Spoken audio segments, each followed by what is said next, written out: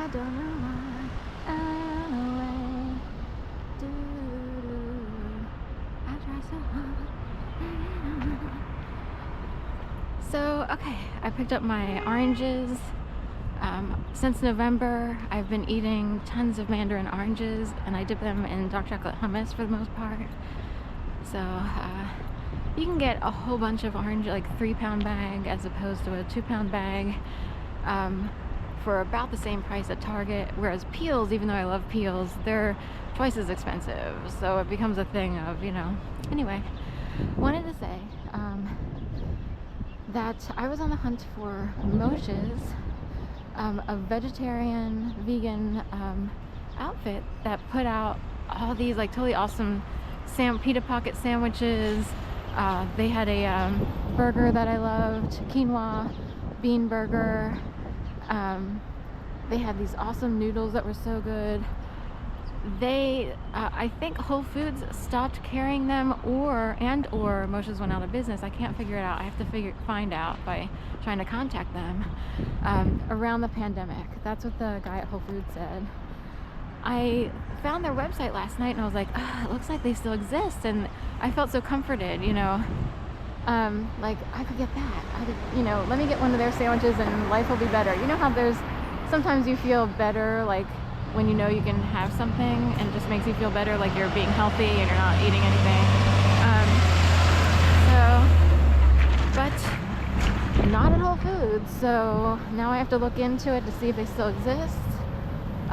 They're kind of a small outfit, so meaning I wondered how they stayed in business. So and it was a little bit of a downer. In addition, I did get some yogurt though, much needed yogurt.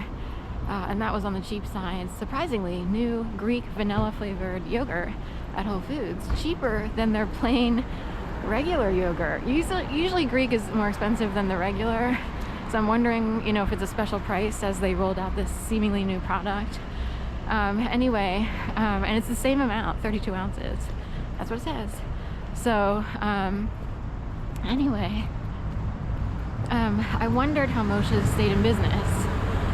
Because there's a small group of people who are strictly vegetarian, vegan. You have to be a certain type of person, and there are people who always try, but a very specific population that was molded into the palm of the king of the vegetarian world, the vegan world.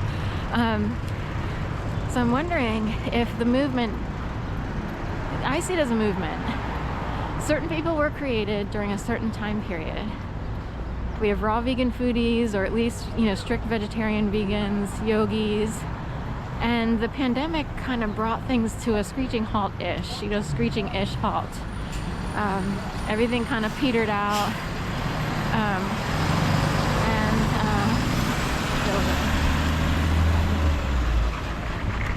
Things petered out, and it's almost like people who were a major player in the movement kind of knew, like, okay, this is the call to wrap. It's a wrap. We're done. And in Philly, a large portion of that movement took place. It's sort of like the LGBT movement, getting laws passed. It's in that realm, like those movements that go on.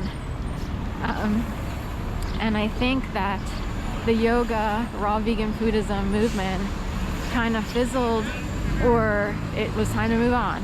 We created certain types of people who are, in a sense, programmed a certain way. You see what I mean?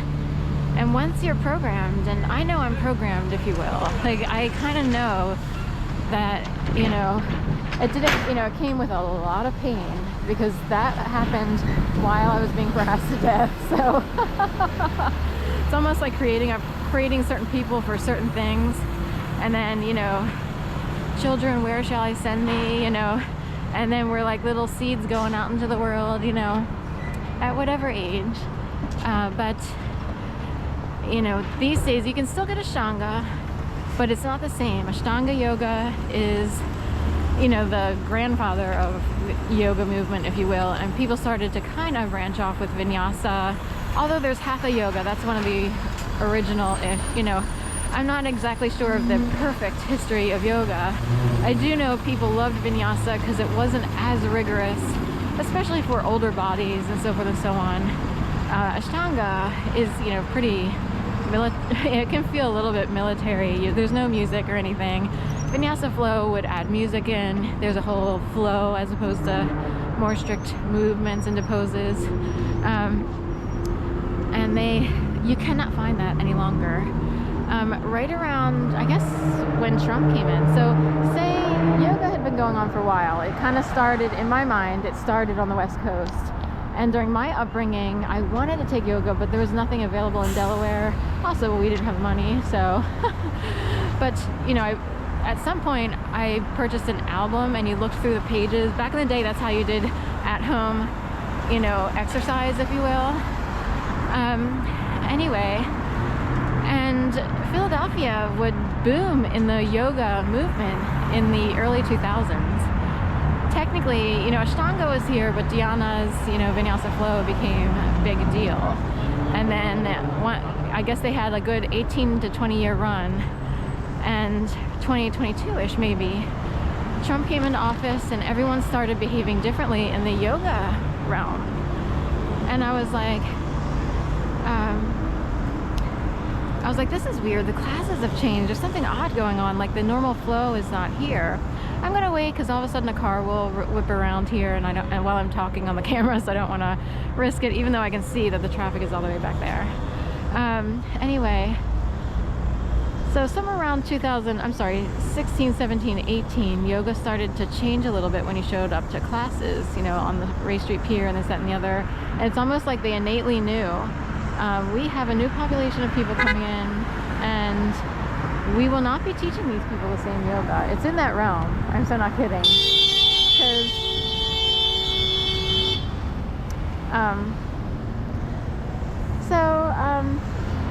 anyway, for me though, I was like, oh my God, I relied on this yoga, you know, free donation based and all that to keep me going, you know, in a way. It was a very healthy pastime.